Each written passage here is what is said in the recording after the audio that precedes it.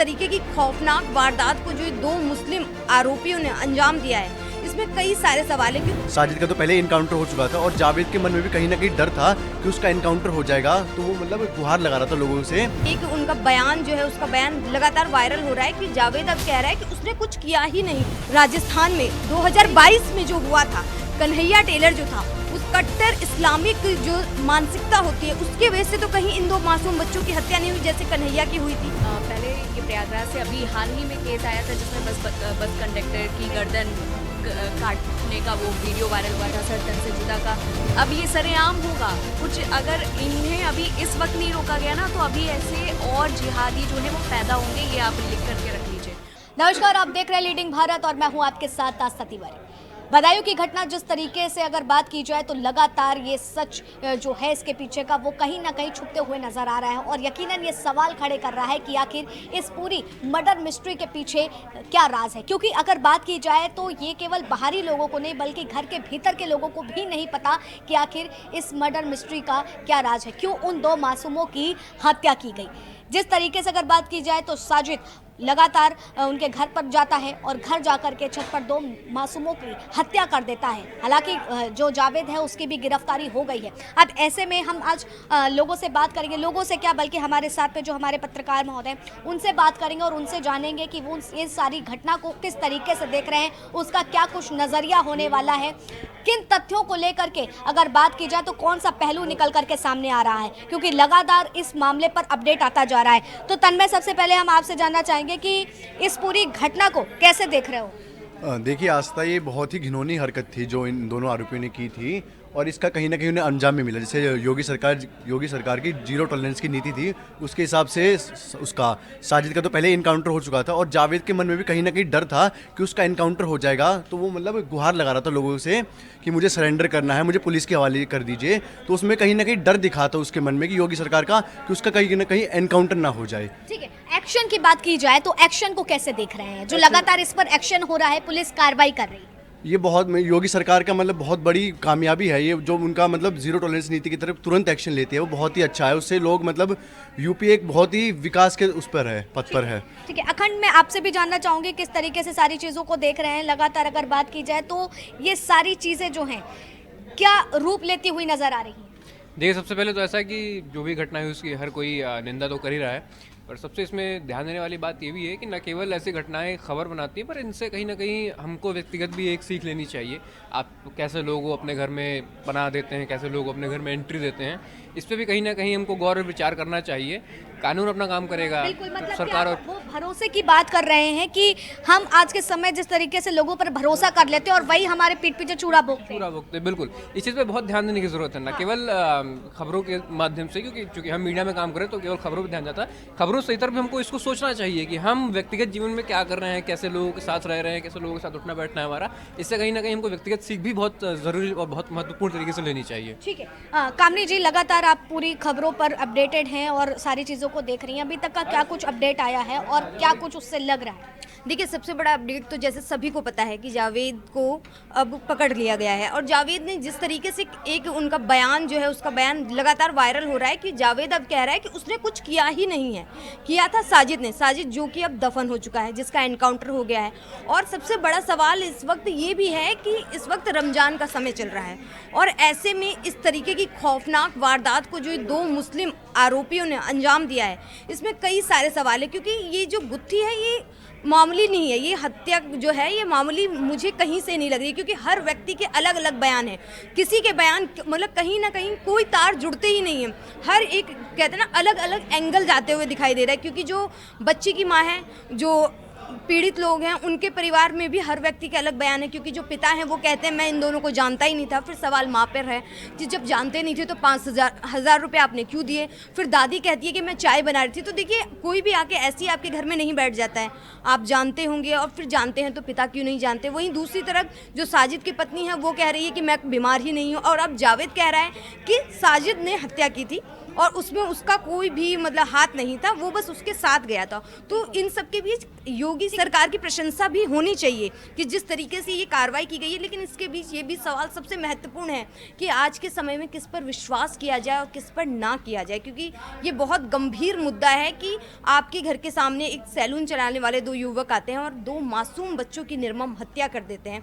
ये सबसे बड़ा सवाल है। इस वक्त सिर्फ उत्तर प्रदेश नहीं, पूरा का पूरा देश कांप रहा है और पूछ रहा है कि आखिर इन बच्चों की हत्या क्यों की गई। हालांकि अब जो एंगल से पत्रकार की नज़र से देखें तो इन सारी चीज़ों को कैसे देख रहे हैं, क्योंकि जनता इतनी आक्रोशित है और साथ ही साथ अगर बात की जाए तो इस पूरे एंगल को कहीं ना कहीं हिंदू मुस्लिम में भी तब्दील करते हुए लोग दिख रहे हैं, क्योंकि लोगों में गुस्सा बहुत है। मैं बिल्कुल बिल्कुल आस्था, देखिए क्या होता है कि जब भी हिंदू मुस्लिम वाला होता है, जब अगर देखिए यहाँ पर पीड़ित अगर मुस्लिम होते और आरोपी हिंदू होते तब भी यही होता, और आज जिस तरीके से कि पीड़ित जो हैं वो हिंदू हैं और जो आरोपी हैं वो मुस्लिम हैं तब भी यही हो रहा है। तो देखिए सांप्रदायिकता हमें इस तह तक जाना होगा कि कहीं ये जो राजस्थान में 2022 में जो हुआ था, कन्हैया टेलर जो था, उस कट्टर इस्लामिक जो मानसिकता होती है उसके वजह से तो कहीं इन 2 मासूम बच्चों की हत्या नहीं हुई जैसे कन्हैया की हुई थी।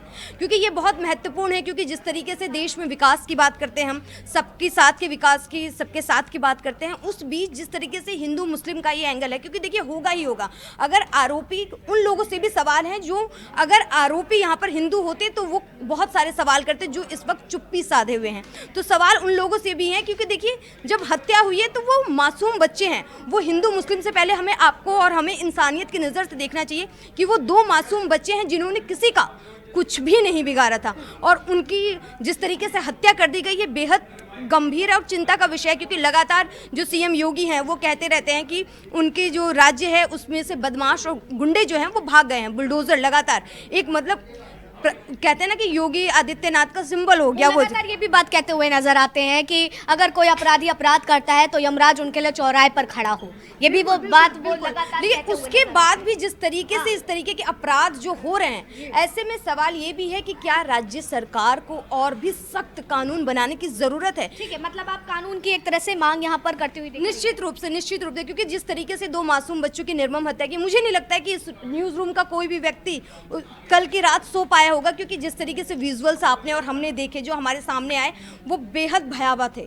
और हर किसी की रूह कांप गई थी। तो ऐसे में सीएम योगी से भी हर किसी की अपील होगी कि और सख्त से सख्त कानून बनाए। लोगों के अंदर इसको लेकर डर भी होना जरूरी है कि अगर आप इस तरीके के आपराधिक मानसिकता रखते हैं तो वो करने से पहले आपकी रूह कम से कम 10 से 20 बार कांपनी चाहिए। तो देखिए, हमने यहाँ पर उस भरोसे की भी बात करी, उस अपडेट की भी बात करी, और उसी के साथ साथ अगर बात की जाए तो लगातार उन मामलों की भी बात करी जो बीते 2 सालों में लगातार होते आए हैं। ऐसे अब ऐसे में मैं जूही जी से आपसे भी जानना चाहूंगी कि लगातार अगर बात की जाए तो इस पे सियासत अपना खेला करते हुए दिख रही है, हर पार्टी दल पार्टी अपने बयान दे रही है। क्या लगता है कि इस केस में, एक सेंसिटिव केस में, इस तरीके की बयानबाजी जायज़ होनी चाहिए?